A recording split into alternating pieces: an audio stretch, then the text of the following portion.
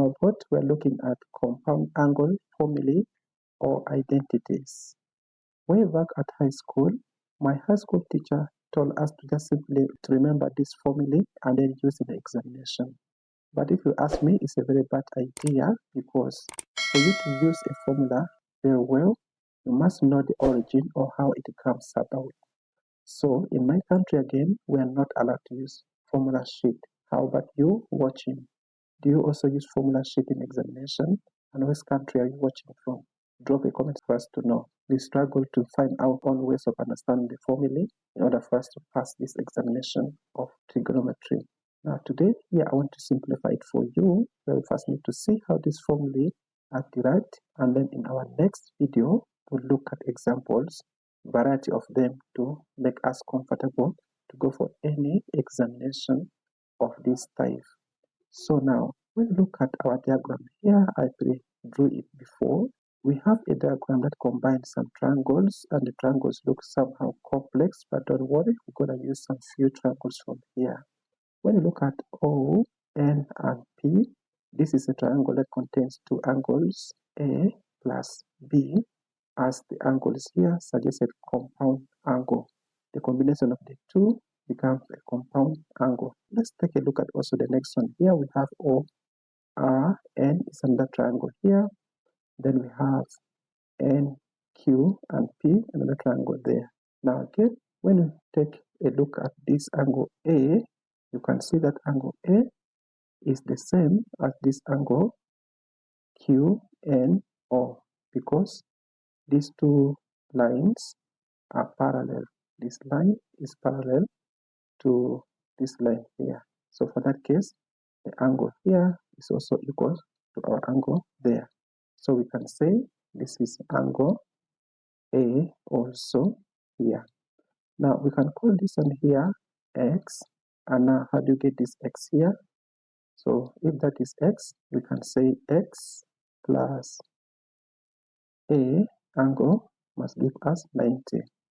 Why 90? Because they're complementary, they add up to 90. So because there's 90 here, then the sum of A and X is also 90. So for me to get X alone, I'll have 90 degrees minus A. So we can keep this in mind. Therefore, this angle here is 90 degrees minus A. And from there, we can move on and start analyzing our compound angle.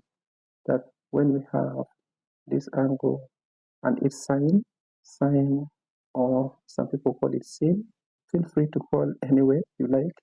So sine of A plus B is given by opposite over hypotenuse. So since we sum them up, the opposite is NP, and P over hypotenuse is OP. So we have here OP.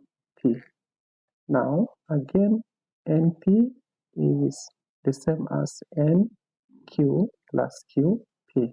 We can say, but NP is given by NQ plus QP. Therefore, let's replace NP by NQ plus QP. Therefore, we have NQ plus QP over OP.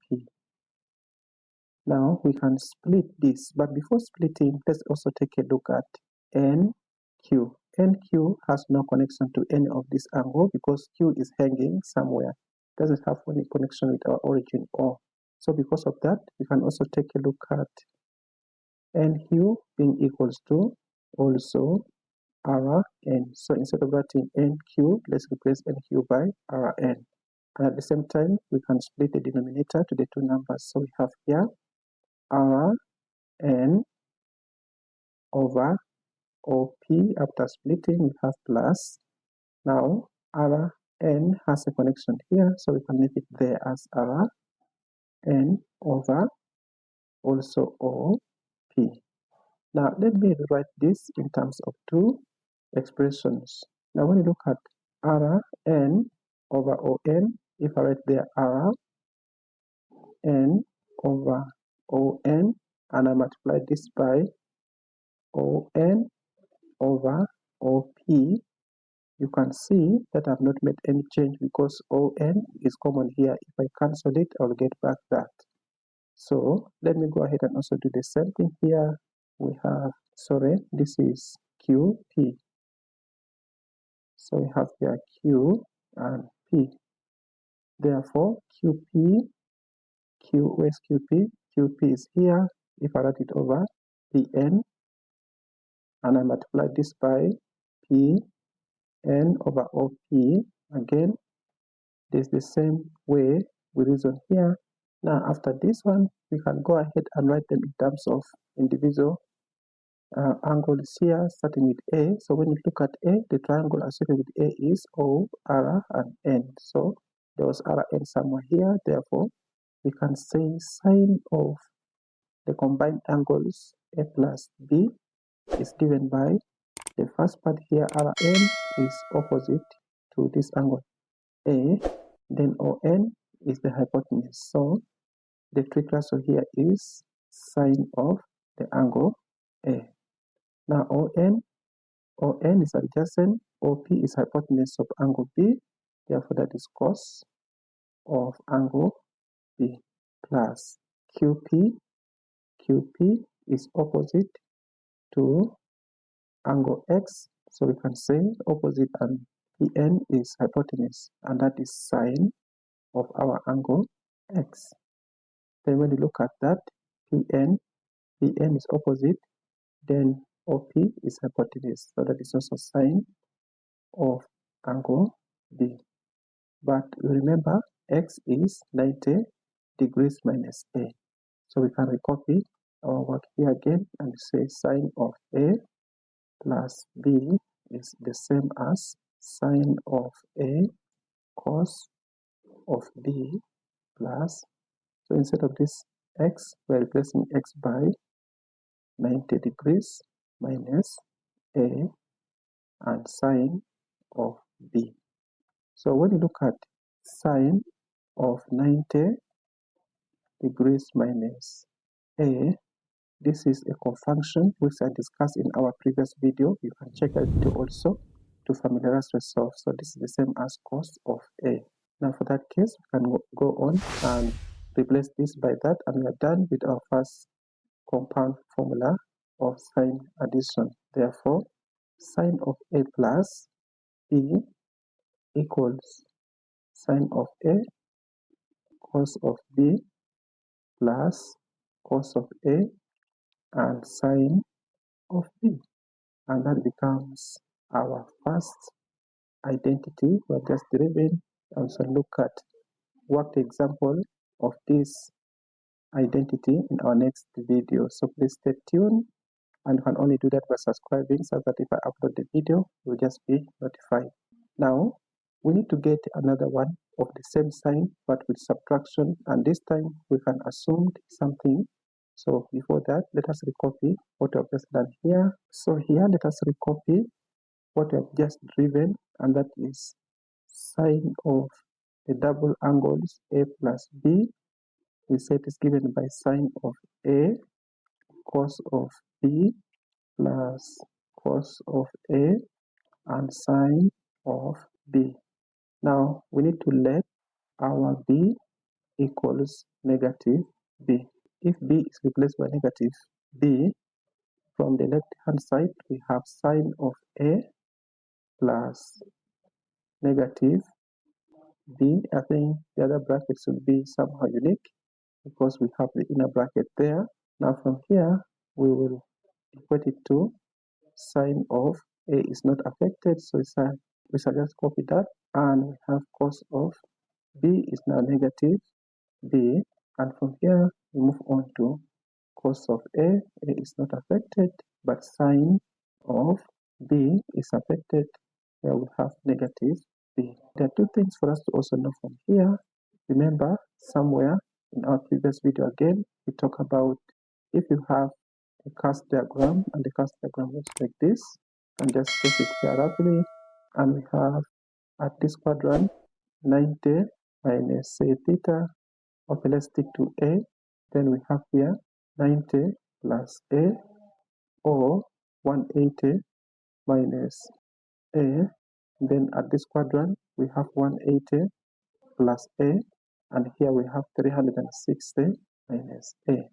So we say all sine, cosine, and tan positive at the first quadrant, and the second quadrant is only sine. Third quadrant we have tan, and the last quadrant, fourth quadrant, cos is positive. Okay, let's talk about cosine. Cosine is found positive at this quadrant, but now when you take a look at the cosine of any angle from the trig identities that we learned last time, we have cos of 360 degrees minus A is the same as cos of A, but positive. Why? Because it's only cos that is positive at this side here. Sine of the same angle, 360 minus A, is the same as sine of A. Since cos is positive here, then sine is negative and tan is negative. And for that case, we'll have this negative multiplied by that sine. So the same thing happens here. We have angle B negative. It will appear as if this negative has come out, but in reality it's not that reasoning. The reasoning is because in the fourth quadrant, sine and tan is negative. But for cosine, for any negative angle in the fourth quadrant is positive. And because of that reasoning, we can now go on and say, okay, sine of, let's use one bracket, so we have A minus B is given by sine of A, and here we write cos as positive because of this reasoning here. And finally, this one will bring a negative outside as we have seen here. So negative times positive is negative, and we have this sign change to negative. Cos of A and sine of the positive angle B. So this also becomes one of the formula we're going to use for calculation in our next video. Now let's move on and look at cosine. Now when we talk about cosine, it's not something strange. We work also in the same way. So remember, we've already talked about this angle being the same A to here, and also we talk about this angle here is the same as 90 minus A. So from here, we can go on and look at this compound angle. We say cos of the double angle A plus B is given by adjacent over hypotenuse. So adjacent is ON over hypotenuse is OP. But you can see also, as before, we wrote this one here in two terms. This time, there are also two terms here that we can write ON with. So for you to get ON, it's the same like move from O to R minus RN. Let's replace the numerator by that, where we say OR minus RN, and we keep it on a common denominator. Now, when you look at also NR, is not connected to any of these angles. So for that case, it is good for us to take this NR equals to what we have here, because NR is the same as QN. And if that is the case, we can go on and replace NR by QN. Therefore, splitting again, we have here OR over OP, then minus, instead of RN, we're going to have QN. QN or NQ, all the same, so we have OP. By the way, this one is only the same for magnitudes, not vectors. If it is vectors, changing Q to N is different from N to Q, so you have to mark that. But because we're not dealing with vectors, there's no problem. When you look at OR, there's OR, and OP, you can see that there's some small pattern. You can write this also into two ways. So OR over ON can be multiplied by ON over OP. Here, we have not changed the meaning because ON will cancel and get back OR and OP like what we have here. Now let's go on to the next one here. We can also write QN in a different form, where we have QN over PN, and also multiply. In order for us to get back this, we need to multiply by PN over OP. So that if the PN is crossed, we get QN over OP. Now, after doing that, we can now go on and write our cos of the angles A plus B is given by OR. Our OR is adjacent, ON is hypotenuse to this triangle ORN. So adjacent and hypotenuse give us cos. So we have here cos of the angle A. Now this is multiplied by ON. ON is adjacent, OP is hypotenuse of triangle ONP, and that is angle B. Therefore, cos of angle B. I bring our subtraction sign. Now, looking at also QN, our QN is here adjacent over PN. So we have cos of angle, our angle is 90 degrees minus A. And this is multiplied by PN over OP. So PN over OP is opposite and hypotenuse, and that is sine of angle B. Now after that, we know this as cofunction. Therefore, a cofunction of cos 90 degrees minus A is the same as sine of A. So let's continue and finish up this one where we have cos of our A plus B. This one is equal to, the first part here is okay. We just simply copy cos of A times cos of B. And here, this is sine of A. So we say minus sine of A. And the last term here is just fine, sine of B. And that also becomes one of the formula we're going to use for calculation in our next video. Alright, after this, we can also go ahead and find out the alternative for this one. And let me create some space here and just squeeze it around where we have to change that our B should also be equal to negative B. We can substitute here and have cos of A minus B is given by, so here we have cos of A is okay, term is cos of B, and B should be negative, then minus sine of A is okay, and sine of B, but B should be negative B. We can have our cos of A minus B the same as, so for cos, we have positive both, then we can just ignore that because of the reason we have discussed earlier on. Therefore, cos of A, cos of B.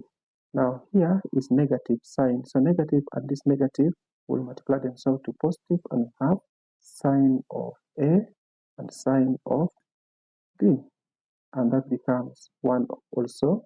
The formulae, in most cases, these are the four formulae that are used for calculation, but then we also need to look at the other two for tan. Now, if I've not understood any of them, please rewind the video and watch again for you to make yourself familiar before we go to tan. And if that is done, thank you. Let us move on to the next identity, and that is tan.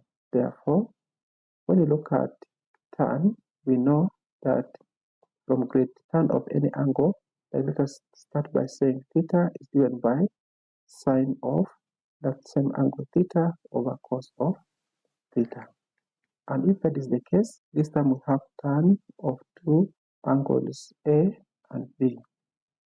What shall we write in this form? We shall have here sine of the same angle A plus B all over cos of the same angle A plus B. And now the good news here is we know that tan of A plus B is the same as, following our first identity we have derived, we can write the expansion of sine A plus B as sine of A times cos of B plus cos of A times sine of B. And you divide all this by expansion for the denominator, and make sure we have to also mark something here. When you look at cosine, when we are adding cosine A plus B, the angles, here we have it as minus.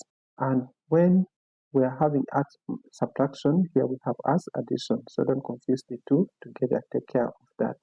So this time we are having cos of A plus B.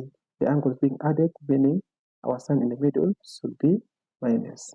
Therefore, the first one here is cos of A and cos of B minus sine of A and sine of also B.